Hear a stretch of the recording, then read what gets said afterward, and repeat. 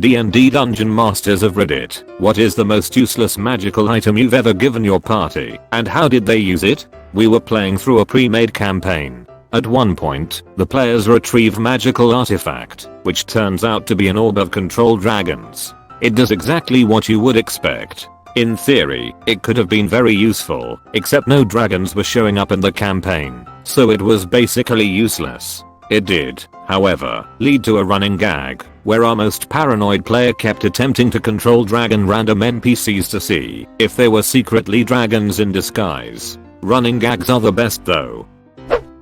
Once my party got a huge beautiful magic sword which was improperly identified as a sword of ogre slaying. Instead, it was a cursed sword of ogre saying whoever wielded it would only be able to yell ogre at things. Several adventures later they were attempting to catch a thief who was evading them. They came up with the brilliant idea of setting the sword as bait and just going about their business. Sure enough, sometime later they heard ogre ring out through the town, and they caught him without consequence. Amazing.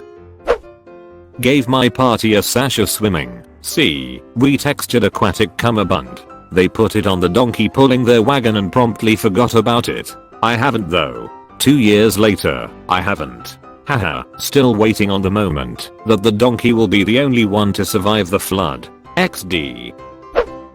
When one of my players found a magic ring in the wreckage of a burnt wagon, he provisionally identified it as a ring of invulnerability. He spends most of the rest of the session swanning about like he's invincible until he is confronted by a veritable army of goblins. Combat immediately ensues, and to his surprise he is quickly felled by javelins and scimitars. As he lays there bleeding out in the dirt he notices that the ring is completely undamaged. That is hilarious lol. Does the character survive though? I gave one of the characters a magical cloak that blows on command, even if there's no wind. He used it to make dramatic entrances. Op said useless. This is a must-have for any self-respecting adventurer.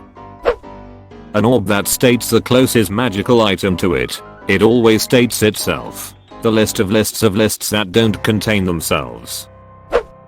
I had a magical red rubber duck. Gave it to the party as a joke item because they kept asking for witches. Not one of them chose to identify it. It was an artifact level rubber duck. Once it was part of your inventory, it would never leave unless it wanted to. It had wisdom and intelligence of 28, sentient and could be attuned. Nobody learned that it was probably the most powerful item in my game. And what is the function of a rubber duck? Was playing a campaign on a tropical island type of place and an enemy knocked my weapon off a cliff. So I used a coconut as an improvised weapon, crit with that thing 4 times in a row, and decided to keep it for last hitting people. Was a barbarian and the DM liked the coconut last hitting so much he had me keep track of the kills, and I eventually had a +3 coconut that on a crit would ricochet until it didn't kill something. So basically he gave me a coconut of great potential. Sorry that I didn't write this from a DM's perspective. A +3 coconut that on a crit would ricochet until it didn't kill something. Don't you know who I am? I'm the Juggernaut, bitch. A rope that couldn't be tied. Not even for a second. They were facing a dragon who loved puzzles and eating non-dragons. They gave him the rope and made the deal that if the dragon couldn't make a knot within an hour, then the dragon would need to let them pass through it just to clear something up. This didn't happen with the actual D&D rulebook. It's just that the internet never asks for the entire pen and paper genre with these questions. The game was played using the DSA rulebook, with complete house rules for NPCs and basically every hard-coded game element. To this day, the drain is on its back, playing with the rope like a cat playing with string, trying to get a knot in it. Ring of Fire detection range, touch. I had a merchant selling some knickknacks, and one of them was a ring of fire identification. If you pointed it at something it would declare in a loud, clear voice, fire or not fire. Obviously useful when faced with illusory flames, but for some reason the party didn't spring for it. They found a wand that creates a random and unique lock that incorporates itself into the substance it's used on. So it might make a suspicious recess in a stone wall or a bra-plated keyhole on a wooden door. If probed with jigs you would encounter moving tumblers or some other appropriate but unique locking mechanism. The lock was still completely non-functional though. It didn't magically create a compartment, it just made a lock. Even if you used it on a desk drawer, it never made a latch or bolt. So the drawer would open perfectly fine while having a useless metal cylinder with tumblers that weren't connected to anything. If you successfully picked the lock, it always felt like a real lock despite lacking the physical pieces. It would make a soft chiming noise and the lock would evaporate. The wand was a training tool used by a famous locksmith to challenge himself and his students. It had no practical application at all outside of that profession. It ended up being used by the druid, who had ranks in use magic device, don't ask, to constantly mess with the rogue. The druid would take every opportunity to wild shape into a small critter good for scouting, and then place fake locks anywhere the rogue might conceivably try to use the search skill. The rogue's increasing paranoia whenever he found a lock and his overblown promises of vengeance every time a random hole in a floorboard wasted a minute of his time and chimed at him was a pretty good gag. It turned a little sour when the druid made an extra lock on an honest-to-goodness treasure chest. The rogue rolled a natural 20 to pick the first lock and got a chiming noise. Then he rolled a 3 and triggered an energy-draining trap that permanently lost him 5 HP. After that the rogue stole every wand the druid had in the middle of the night and threw them all into a bottomless pit in the Underdark. This is a wonderful story. Not D&D Dungeon Master, but I played Neuroshima. This is post-apocalyptic RPG system, Fallout/Mad Max climates. One guy was so ducking stubborn searching one abandoned building that I finally gave him a potato. Methodica cut it for the shape of hand grenade and painted green etc. Then he used it in negation with some pses, pretending that he was insane and bluffing that he's gonna blow them all up with himself. Well, I was really impressed and proud of the creativeness of this player. That's the kind of player that makes the game fun to play. XD we once had a player who really wanted to be evil, so he made a pact with an evil demigod and basically became our biggest enemy. He had a flying carpet and a magic fishnet, of which I'm not quite sure what was even magic about it. He was the most dangerous enemy we've ever had. +3 Sword of Edward Tumbleton slaying. Edward Tumbleton was a tailor in a nearby city. They discovered a sword that was very effective at killing him. Just him. Neither the party nor any other person on the planet had any reason to kill the guy. The party ended up killing him by blowing up his shop with a fireball. The sword was never used. Poor Edward Tumbleton. I think at some point, he got on the bad side of an artificer who told him, "I have a sword with your name on it," and it turned out to be true. Once have my party a magic spoon.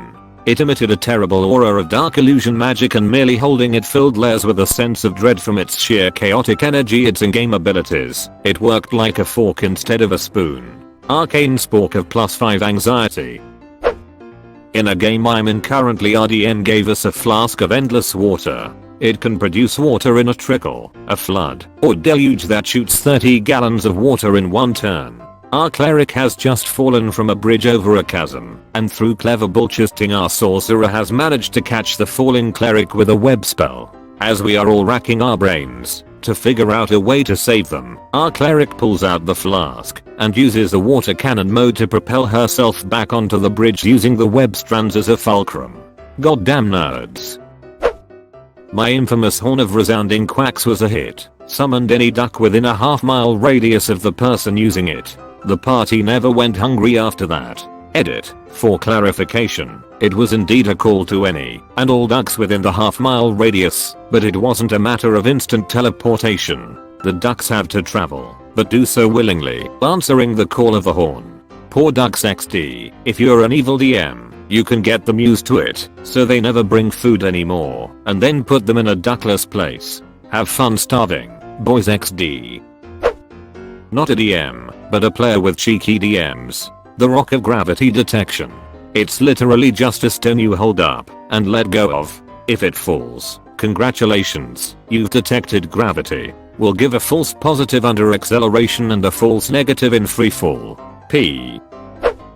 I gave one of my players a delicious magical sandwich that regenerated itself each day as long as you didn't eat the crust. It didn't offer any benefits. When you ate it, it was just an infinite sandwich. That sandwich became a character in and of itself.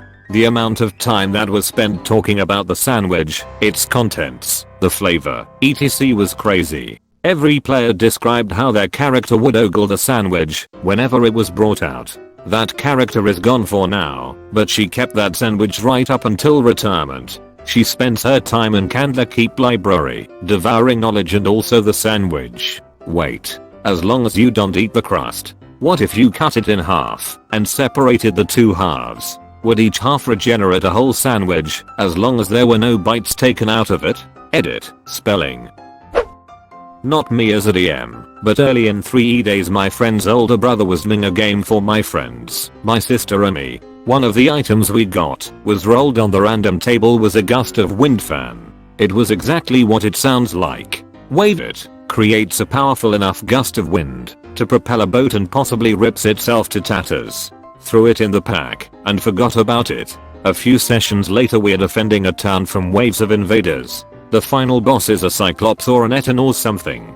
Big bruiser. We see it approaching with enough time to prepare for its arrival. My sister asks us to all use our healing potions then give her the glavials, which we do. Then she turns to the DM and calmly explains how she takes the vials with her up a guard tower. She smashes and grinds them up, waits for an opportune time, then uses the fan to blow a gust of powdered gla particles into the eton's eyes. The look on this man's face. A cross between holy chiz that's awesome, I'm so happy a story like this is in my campaign world now. And duck, this boss was supposed to be difficult. And duck, this boss was supposed to be difficult. My teammate and I got stuck in a rock that was actually a portal to another dimension with a huge monster. The DM's fiance used his shotgun to shatter the rock, releasing me and my teammate and destroying the portal in the process. Out of spite, the DM never told us what we were actually going to fight.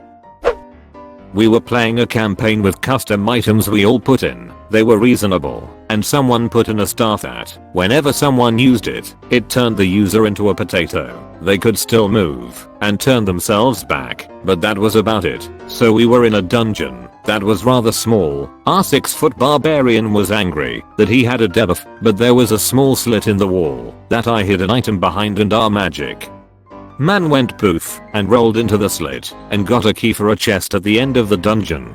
So yeah, Reddit, why is Potato Rick the joke you guys came up with? Because it's the exact same joke that my friend made when we put the item in the game. He turned himself into a potato. Funniest chiz I've ever seen. My group had a habit of giving items that sounded very useful but were the complete opposite. For example, our wizard was gifted a wand of fireball. As you'd expect, he was extremely disappointed when in the middle of combat he used the wand and fireball by Pitbull started playing mid-fight. One of my favorite gag items was a ring of teleportation. Every time you attempted to use it, the ring would teleport to the destination of your choosing, just not with you. Worst time to figure that out was when I, the rogue, was cornered and alone, fighting 3 wolves, which at level 2 was not fun. Edit. The first time it was used it teleported to the inn we had been staying at. And when we got back apparently it had been taken. So we never got to use it as a weapon and teleport it into anyone's brains. One of my favorite gag items was a ring of teleportation. Every time you attempted to use it, the ring would teleport to the destination of your choosing, just not with you. That's funny as duck. Not while I was Ming, but my favorite useless magic item to this day is the Boots of Quickstep. Once per turn, you may click your heels as an action to gain an action. It resulted in my character beginning each of his turns clicking his heels. It was marvelous. Something true strike. My groups have a tradition of gifting players useless magic items with a birthday theme on their IRL birthday. 2 of the favorites that I bestowed so far include a pair of boots that drop streamers everywhere he walked, and a ring that turned the wearer's poop into chocolate cake, which could be eaten to regain 1 HP. What did you name this ring of healing poop cake? Obligatory, not the DM, but our party's DM gave us a magical mysterious bag. When we opened it, we pulled out a turtle. We reach in again, thinking there must be something else to this bag.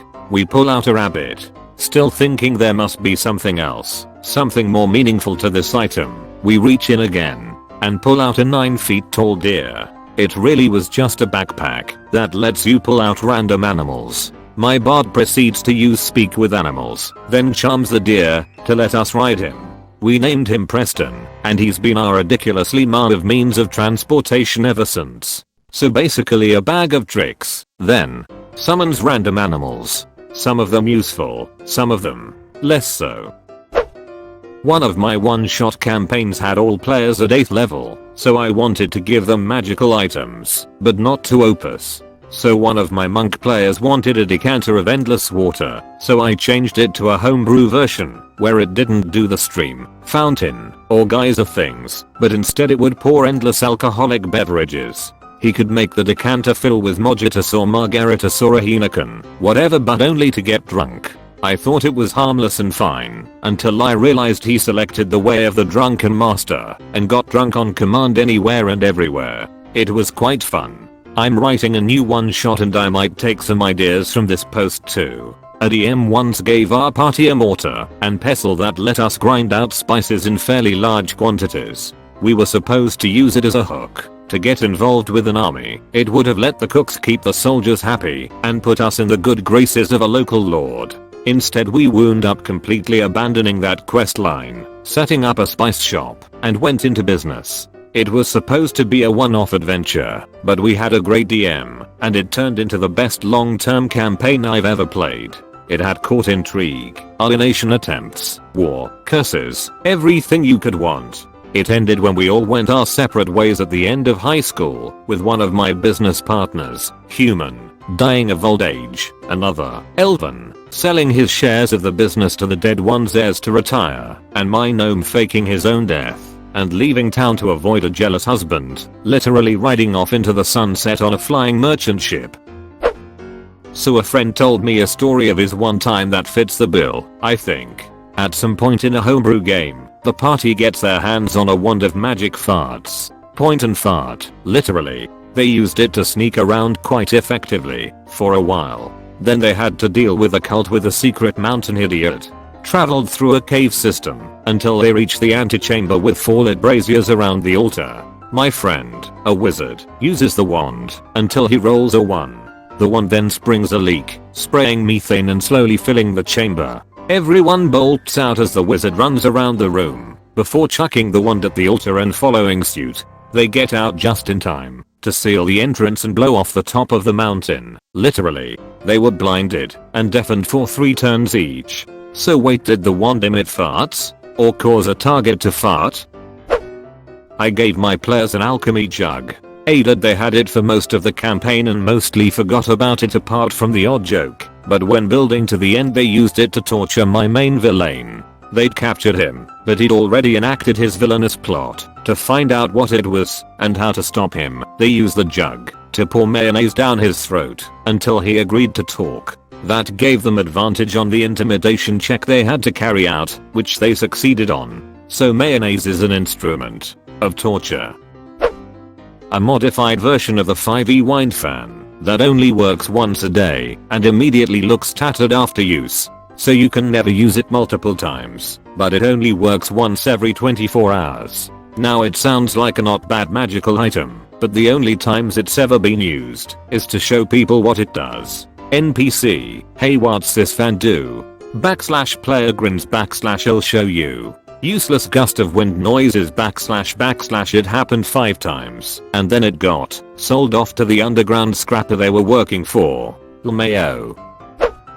They haven't figured out how to use it yet, but I gave my party a jar of kraken bait full of rancid fish magically enchanted to attract a giant octopus when thrown in the water. The only problem? The jar is also cursed, and whoever possesses the jar loses the ability to open any door or containers that require any sort of twisting motion. They can't open it. This is what you get for seriously considering buying the ring that turns you into a were crocodile and giving the DM a how the duck do I balance this heart attack.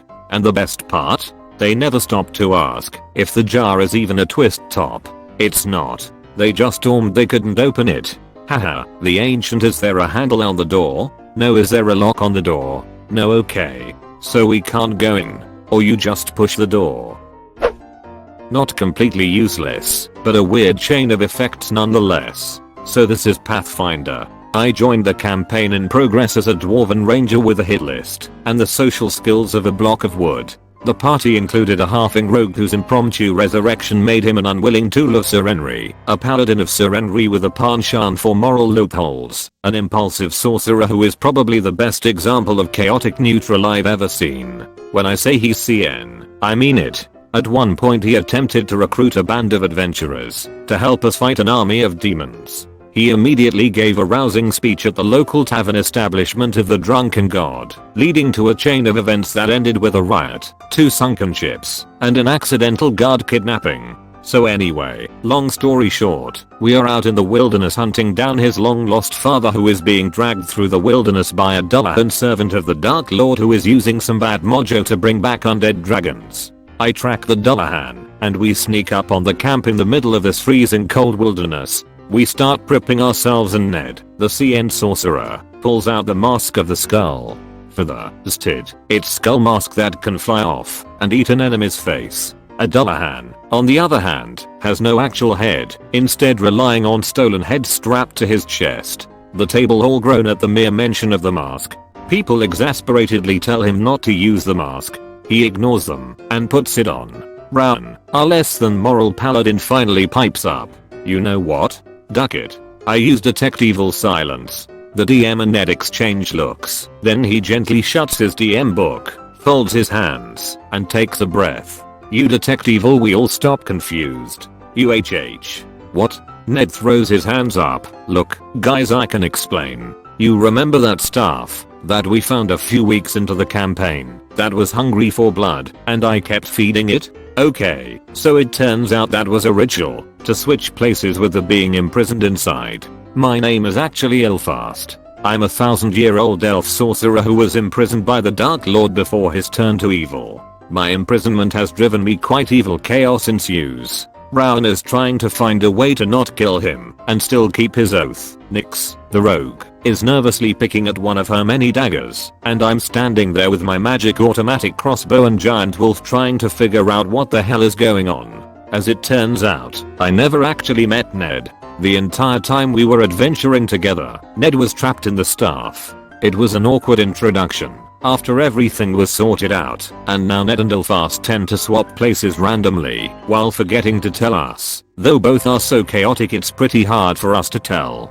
So yeah, the item wasn't exactly useless, and we were all much too powerful to need it, but its use directly led to a revelation that completely changed the story that we had been adventuring through for the past few weeks. This is so cool. It reminds me of one of my own characters, Nair, who was a smith slash sword fighter slash merchant, basically a giant sword geek XD, whose Arwen girlfriend Sophia got poisoned, so he turned to runasmithing to be able to capture her soul in a dagger. Sophia sometimes took over Nair's body because even though he was a good fighter, he was a bit slow and a bit too romantic for some situations. I never really got to play them extensively because our party wasn't too big on role playing, sadly.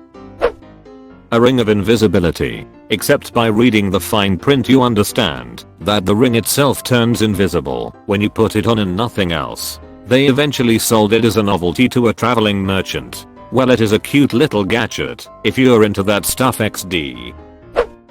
Rod of Irony was a fishing rod that you could only find by fishing it up. Using it only fished up more rods of irony. Use them for firewood.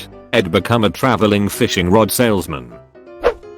I used to love making magical items that were off the wall. I felt like the game's items didn't reflect the silly stuff someone would make if they had the time and manic attention to detail. There's a devil called a chitin. It's a chain-wrapped, chain-swinging, freaky pain-loving hellraiser type. My party fought one in a dungeon. He's wearing a unique amulet that makes chain. You place a piece of chain on the surface, and the amulet starts slowly, magically, generating a chain of the same dimensions. It only makes 10 feet a day, but over time you could make a few gold selling mundane chain. I just thought it was thematic and interesting. The party left the dungeon, went to town, found a smith, and poured their entire life savings into making 2 links of solid gold chain that would make Flava Flav weep. And I wept. What a fool I was. Sounds like the party is about to become the target of every group of thieves and bandits in the land. I had a recurring gnome character that sold several gag magic items intended to be used as pranks, including Ring of Invisibility. It's just invisible. It doesn't do anything when you put it on, and since it's invisible it doesn't even serve the purpose of being ornamental. Never Burning Torch, a torch that absolutely, positively does not light. It's also too lightweight to use as a club. Amulet of Spell Turning. Literally all it does is spell the word turning out loud when activated. In common. In the voice of Gilbert Gottfried. Bag of Molding. A bag that causes mold to grow on anything placed within it. Oil of Slipperylessness. Oil that is no more slippery than water. Lying carpet. A carpet that always replies to your questions with lies. The drawback is that the carpet is sentient, so it's entirely capable of unintentionally telling the truth. Ring of Infinite Wishes. The only thing you can wish for is more wishes. Invisible hard objects are great though. You just drop them into a machine, or in the case of a ring work them around a cogtooth, and then laugh as people absolutely fail to understand why their chiz doesn't work.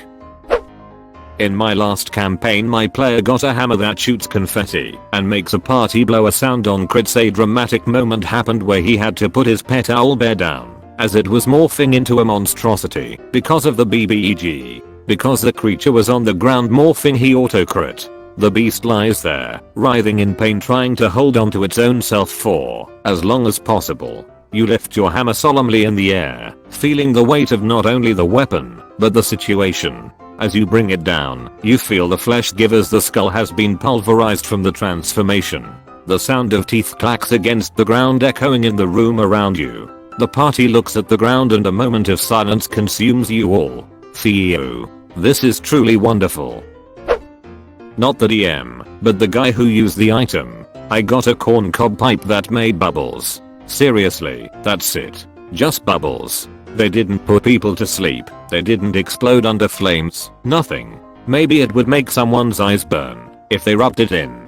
We were ulting a town, and I was part of the crew taking the gatehouse. We barred the windows and doors, and I put the pipe under the edge of the door and blew like I was inflating my own life raft in the ocean. Soon, bubbles were pouring out at the seams and the guards inside were panicking hardcore. One of them tripped on something and hurt himself on his own weapon. Once we opened the door, they came stumbling out, and we cut them down while they were disoriented and distracted. Shortly thereafter, I traded the stupid pipe for various types of arrows at a Fletcher. I had that damn pipe for a long time and only used it that once. I would have pulled that thing out every time I made an investigation check.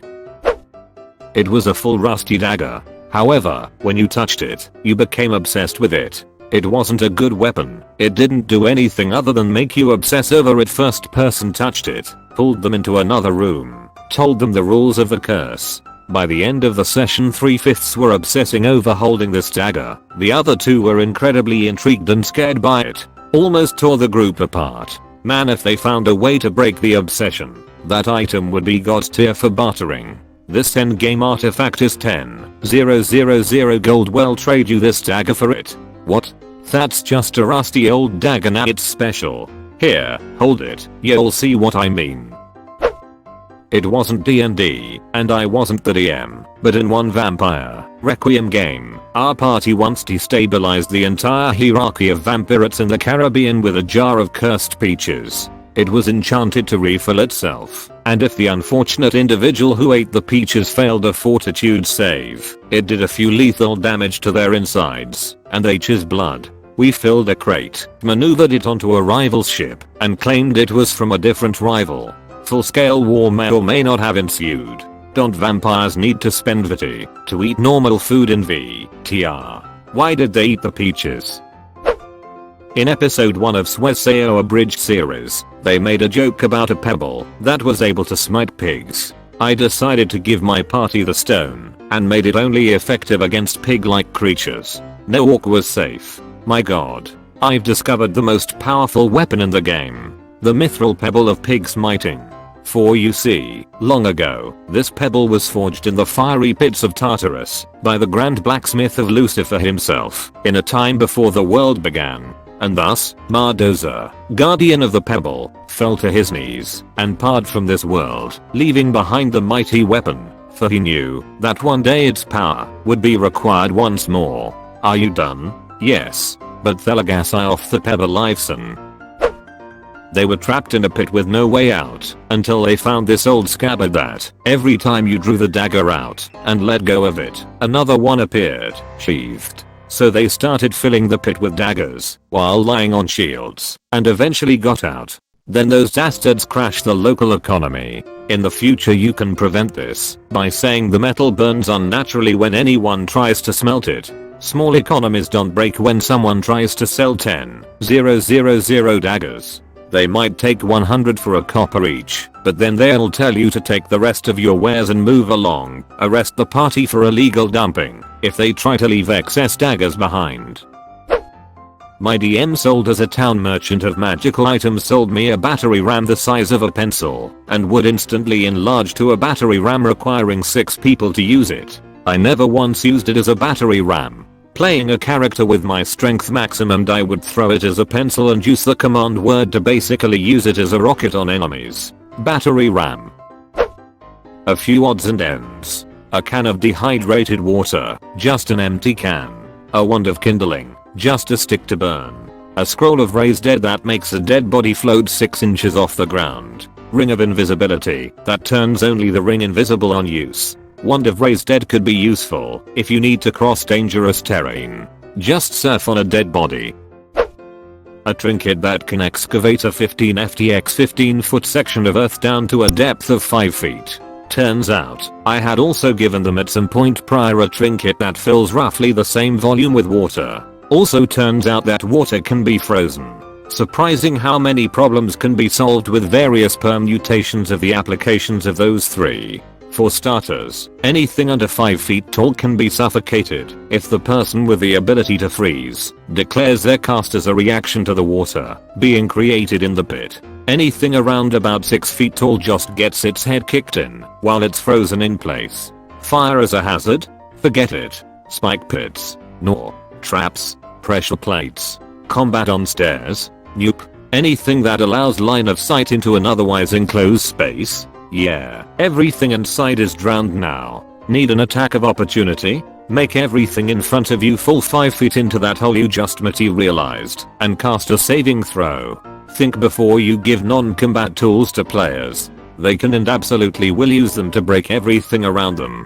Give a child a hammer and all that. The DM giveth, but the DM must also remember to tacketh away.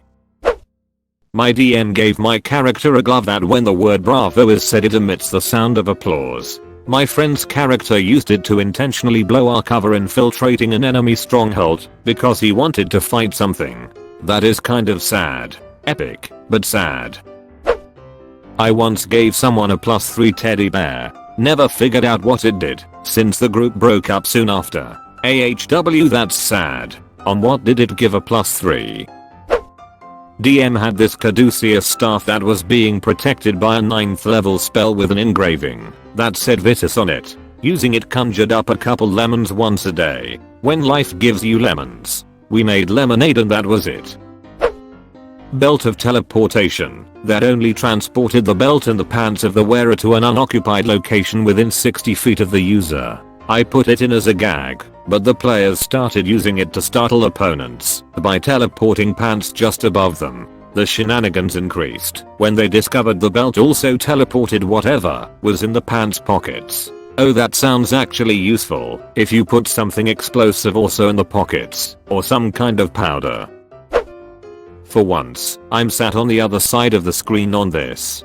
DM gave me a set of sending stones, which I got made into a nice set of earrings. Now, one of the earrings got given to some rando, and everyone in a wildlife freak whoever is wearing it out by delivering ghostly and spoopy prophecies. Waha, that's so cool. When an item is not cursed, so you make it cursed XD. I think my own story is when we got a wish from our DM who was known to be very good at corrupting wishes. We wanted something that made us able to breathe underwater, so after some conversation, one of our players went with the following. I wish for a magic seaweed that turns us into mermaids while letting us keep our stuff the second someone took it. All of their stuff flew towards them. Luckily, the person who tried it didn't have a house and they started choking because they were still on land XD. That is such a badly worded wish for a group who knows their DM is like that. I love it. It kind of feels like you wanted it to go wrong. Mug of piss warm chango. Turn any liquid that enters its internal volume into, you guessed it, piss warm chango. They threw it in the sea. And yes, while it would eventually produce an infinite amount of PWC, it didn't produce it faster than the various flora and fauna of the sea could consume it as current carried it away. The toils of all that be help not the primal fault. Rivers flow into the sea, yet still the sea is salt. What is chango? 1. I was making things up as I go, right? So I gave my players a skill that would allow them to jump further, but I gave them this ability in a small confined area too. I gave my players a map for a corridor that went only one way. 3. One of my players had found a friendly slime that had been made up, and literally the only thing the slime has contributed was learning how to play fetch. That's cute though, that they had a pet slime. I'm not the DM, but at one point we had a player who was a stage magician, so they got a magic hat that you could pull unlimited rabbits out of. Now the DM thought this would be useless, but funny little did he know how easy it is to weaponize rabbits when you're creative. And at one point we even pulled a prison break using polymorph potions, and about 85 rabbits after a few turns spent just pulling them from the hat. Not sure if this is what you're going for, since it turned out to be quite useful, but it was intended and a joke, and is one of my favorite items I've seen in any campaign I've played. Reminds me of the time Napoleon was defeated by rabbits. I gave my party gloves of contrariness as part of a cache of rejected items. The gloves can only be donned or doffed if the wearer desires the opposite, that is, you can only take them off if you want to keep them on. If you need them to stay on badly, they keep falling off. The party never found a good use for them. Chain them together and use them to bind someone. I did the same character through 2 homebrew dungeon world games. The second game was a sequel game. I was a completely uncasual dude in a world of mages and mage servants. But I had a camera. I stunned a few things with the flash, and at one point my camera became a plot point because it had taken a photo of some very secret mage bulches. Tourists. Bag of bacon. A small leather pouch that provides 1d8 slices of crisp freshly cooked bacon, 1/day. It was a filler item in the inventory of an eccentric discount magic shop. Can't remember where I got it from. Anyway, there are daily breakfast checks now. Student role players would consider this an epic level utility item. Everything's better with bacon. Not D&D, but a cleric from Paranoia, is the plasma grenade. You throw it, and it covers the room in a sticky yellow substance. The goal is to see how many players get it. I'm afraid I don't. Completely breaking the rule of useless here, but here are some things I've thrown in to see what players will do. Spoon of sharpness. A completely ordinary spoon, except the end is as sharp as a razor. Functions as a dagger. Horned longsword. The hilt and guard of this longsword is made of deer antler, which is inscribed as follows: I glow blue at the raising of bone. The blade inexplicably glows blue in the presence of undead or brothels. Lemonic dagger. The hilt is yellow, slightly sticky, and smells slightly of citrus. The dagger may not have been created as intended. Born of this joke, breastplate of R was intended to be a breastplate of archery, but the creator failed to complete the inscription in time. +1 breastplate. Wearer is forced to speak like a pirate. Singing sword. +1 short sword. Sword endlessly sings opera at excessive volume. Lyrics are often relevant to situation. In several campaigns I've thrown a homebrew talisman of wild magic at players that want to play magic users, but don't know the game well enough to be as effective as other players. The effect is often humorous or detrimental to the party, but occasionally allows me to shoehorn in a completely random plot branch. Wild magic talisman. When casting a spell, the user may elect to gain +1 to the attack roll and save DC of the spell, whichever is appropriate, and any dice rolled for the effect of the spell has a +1 modifier to it. Egg. A fireball in 5e would deal base 8d6 plus 8, rather than just 8d6. If the talisman is used, the DM rolls on the d10, 000 wild magic effects table. In previous campaigns I've had effects such as, the whole dungeon is now covered in 5 feet of snow. The corridors are 6 feet high. The sorcerer's hands are now the size of dustbin lids. This is useful as he attempts to stop sand pouring through a hole to fill the room he's trapped in. Every non-PC within 100 feet wakes up at dawn as an undead. The party is currently on a high-capacity night bus to another city. Roll initiative, duckers. The spaceship you just cast a spell at has a portal to hell open up in its center, bisecting it. The two halves fall into the portal and disappear before the portal collapses. You're now in the middle of space in an asteroid belt with 4 hours of oxygen. Ideas, people. This one was of my design. You now take 1 pint of damage every time you pass through a doorway. This began a philosophical debate on what constitutes a doorway. Is it a doorway if there is no door? What about archways? What about a hole blown in a wall? This came so close to killing his character. The blade inexplicably glows blue in the presence of undead or brothels. There's either a reanimated corpse or a prostitute somewhere nearby. Either way, I'm getting laid.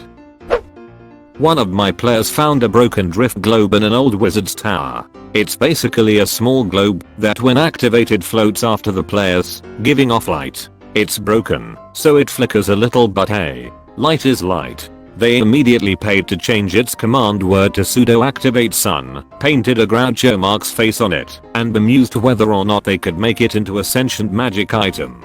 It was like 20 minutes of the session. Breeches of birches. These rough fibrous trousers have the texture and coloration of birch tree bark. Though uncomfortable and stiff, no penalties are imposed on the wearer, besides chaffing. If the owner spends a move action to stomp his feet, a fully grown birch tree will spring from the ground directly in front of them. Not useless, I guess, just odd. Not even close to useless. You could make hundreds of gold per day, create forests, or the highest bidder, the aristocracy, a logging company, whoever. That's right up there with the druid, who runs around blessing fields with plant growth and the wall of stone quarry druid / wizard / sorcerer. English not my first language. In one of my campaigns there was a store dedicated only to selling useless magical items for insanely cheap prices. I had a table of at least 80 items. One of my favorites was the Rod of Immovability, which becomes completely impossible to move when activated. The catch is that it's immovable in relation to the center of the universe, so it just flies away due to the planet's movement. No one ever activated it for fear of piercing the planet's core. Bind the BBG to it, activate Rod. Either he gets shot into space or plowed through the planet. Either way, that's a lot of dice to figure out the damage. My party has been carrying around a wand of disguise self they found in a magic store bargain bin for over a year and hasn't used it yet. Except that's not actually what it is, hence why it was in the bargain bin. It's actually a wand of disguise elf, which once a day can summon an incorporeal elven servant you carry out a simple task for you. I was so happy with myself for coming up with that one, and so sad Thief never even tried to use it, so the pun goes unheard forever. A hilarious looking hat that always points you to the nearest beer. I think they forgot about it, but maybe it will come in handy one day. Also a glaive that, if you hold it, makes you laugh at everything but also increases your charisma mod. We were in the lair of something underground, and they found a chest. In there was a nice red pair of leather boots. That's what the adventure said. It didn't mean nothing, they were just red, because the adventure said so. Players got hung up on it, and in the end, joked about how these must be magic boots, and in the end our elf put them on, and clacked his heels together. I decided, oh come on, and made them draw a bright yellow path wherever he went, until he again clacked his heels, like the yellow road in Wizard of Oz. They never use them, because, apart from convulsed dungeons we never played in, they are not useful, unless you want to be tracked. Additionally, it was not D&D and magic items are 8 and super expensive. But no one wanted a pair of boots that colors the ground yellow. The quill of penmanship and literacy allowed any creature to write their thoughts down in perfectly legible common. A rogue in the party was obsessed with capturing different creatures and monsters to learn their thoughts only to find that most animals just wrote onomatopoeia versions of normal animal sounds like rah or quack. The party was sick of it and, in a later adventure, agreed to trade the quill to a half-orc bodyguard in exchange for information to ambush one of the campaign's villains. The half-orc would become a Thomas Paine-like thought leader, and his first 2 books were dedicated to the party. So when I first started playing D&D about 8 years ago, I was extremely shy and nervous to RP. In the second session, as we were headed to a meeting with a representative of one of the more powerful churches in the we came across a guy selling potions of fire water, guaranteed to boost your confidence. The DM and the rest of the players had a chuckle at this, as he was obviously just selling booze. I, being a naive 14-year-old who knew nothing about names for booze, I assumed this was actually some sort of magical confidence boosting potion.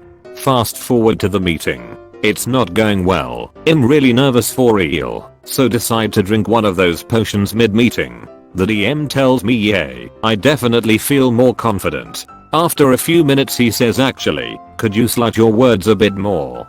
So I did, playing along.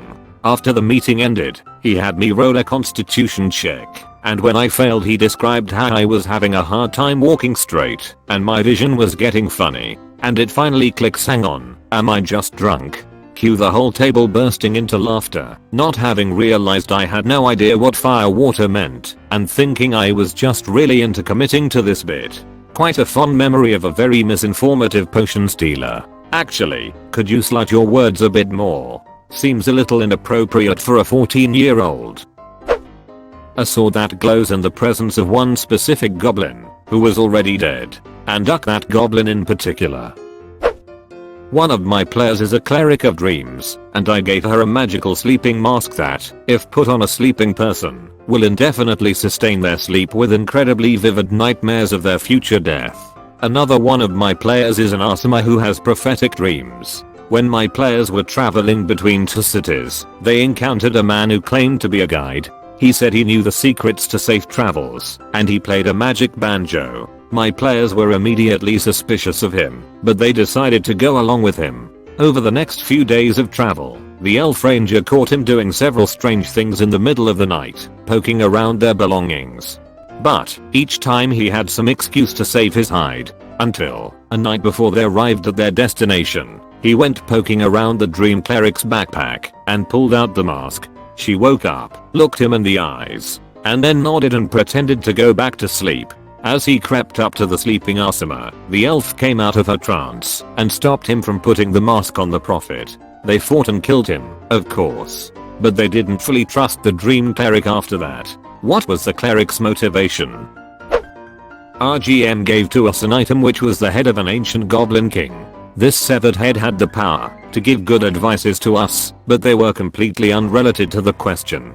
What should we do to kill the dragon? Remember to wash your hand after using the bathroom. Did it give good advice to something the characters had not encountered yet? How do we get past this orc? The swinging trees will only stop with a tune played by an elf. If they remember this one's randomly uttered information during the right moment, it would be useful.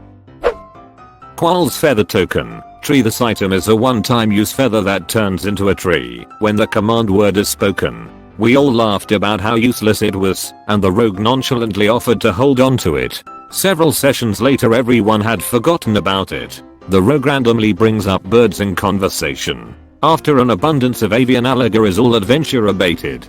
During the discussion, it was determined that the quill portion of the feather is indeed sharp. Several sessions after that, Qual's feather token, tree, was a distant memory. We get to the boss fight and are getting our ears absolutely handed to us. Everyone had resigned themselves to the TPK that was about to happen. Everyone but the rogue, who, nearly unconscious, says, "Okay guys, I got this." He tumbled next to the boss, pulled out the feather, stabbed him, said the command word, and oh for cover. The feather, stuck in the boss chest, transforms into a lovely apple tree, basically obliterating the boss. The rogue picks an apple, takes a bite and calmly says, "Right, so, I'd like to search the room." Reminds me of the first episode of the Orville. Happy Arbor Day.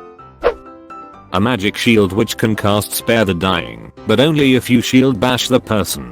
As an improvised weapon it's a 1d4 with proficiency. One day they might someone find with a negative proficiency enough where it doesn't just kill anyone. Reminds me of my last session. We take down the gang leader, but we needed information from him, so I cast Spare the Dying to stabilize him.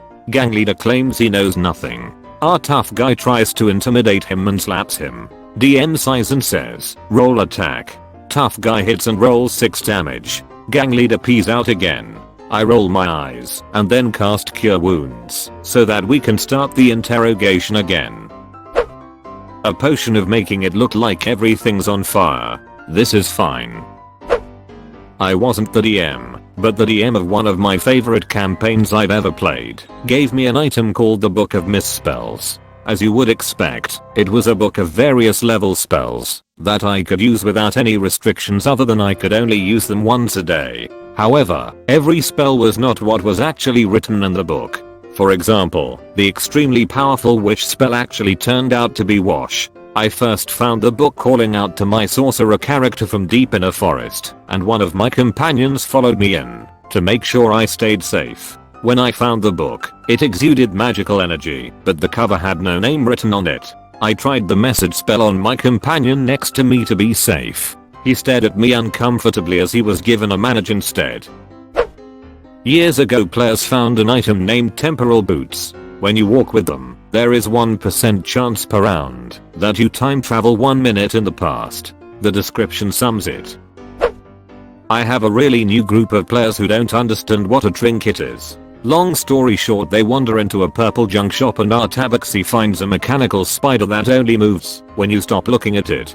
He's completely convinced it holds some ancient secret.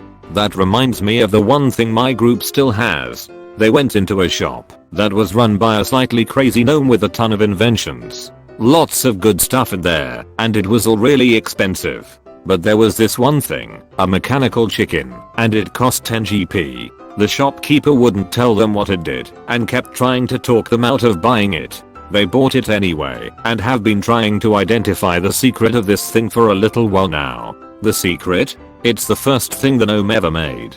It looks vaguely like a chicken, and that's all. He made it as a child and just kept it. A growth potion. Not to be confused with a potion of growth, which enlarges your whole body. The growth potion comes in a small vial, is bright blue, and recommends you see the nearest cleric of effects do not wear off in 4 hours. This is how you end up bringing to Spice's reviewers.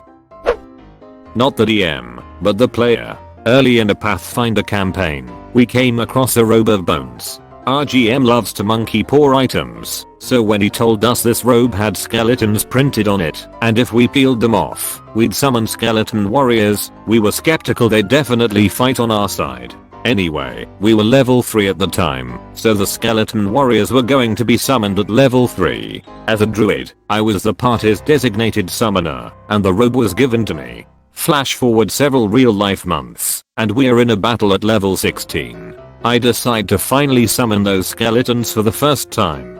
GM, you still have that? Me, yeah. GM, why haven't you used it? Me, we were scared of the skeletons. GM, what? Why? Me, we weren't sure they'd immediately start attacking us. GM, well, they will fight on your side.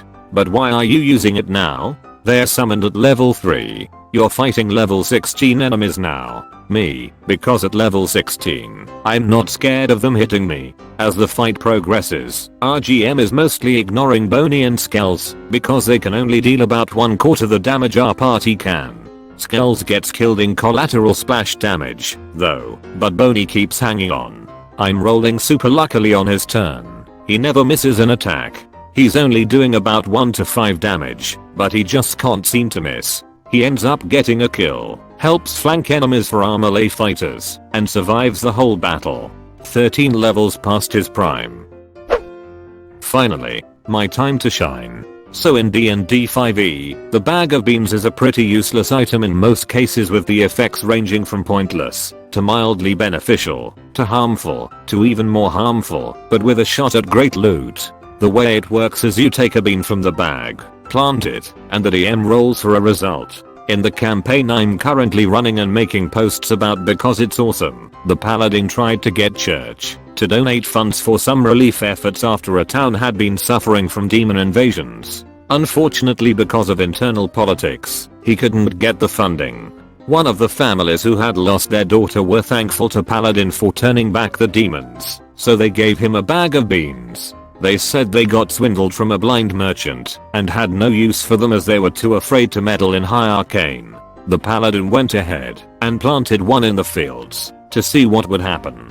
From the spot of soft dirt erupted a geyser that shot out crude oil. The Paladin whipped out his portable hole and filled it up with over 2,000 gallons of oil. He sold it all to the kingdom's military and made a killing. Now if a flask of oil is 1 silver coin and a flask is about 1 cup, that means this guy sold over 3,000 gold pieces worth of oil. He took all of that gold and donated it to rebuild the town and compensate the families who had lost so much in the destruction of their homes. TL. Doctor, the Paladin got a bag of beans, became an oil tycoon, and donated the profits to a charitable cause. It was about halfway into my campaign. I had a cool treasure waiting for them in this cave. Before they even knew what was inside the chest, they all shouted. I opened the chest and grabbed the treasure. This had been going on for a while, to the point where it actually created conflict between players. So I thought, okay, duck the thing that was supposed to be in the chest. I'm giving these greedy dastards the most useless thing I could think of. They opened up the chest and inside is a single wooden wand. One of the players shout, I use it. I then describe how a huge burst of arcane energy shoots out and lands on the ground. Once the smoke and dust settles, what's left on the ground is a single wooden wand. I had given my players a creation that I had came up with on the fly. A wand with the ability to duplicate itself. The wand of wanding. TL. Doctor, my players were getting annoying and greedy when it came to magic items, so I gave them the wand of wanding. Boots of air walking. Basically they were boots that could not move closer to the ground, so they let you walk on air like you would up a staircase, but then you don't have a way down. Also, you could lose your balance, fall over, and hang upside down from the boots. The ranger was dragged along like a kite for half of the day and spent the night about 60 feet up while the druid prepared a spell to remove the curse. That meant he couldn't take them off. They are now trying to pawn it off to some unsuspecting shopkeeper. I think the moral of that story is that you shouldn't trust a pair of boots on a pedestal in the middle of a grain field with a beam of light descending down from the heavens upon it. The shovel of tireless toil, or some name like that. It let you shovel as long as you wanted without getting tired, but all of that work caught up with you when you stopped. It was used exclusively for burying bodies. Oh my, you watched until the end? That's fucking awesome, dude. Thanks for watching.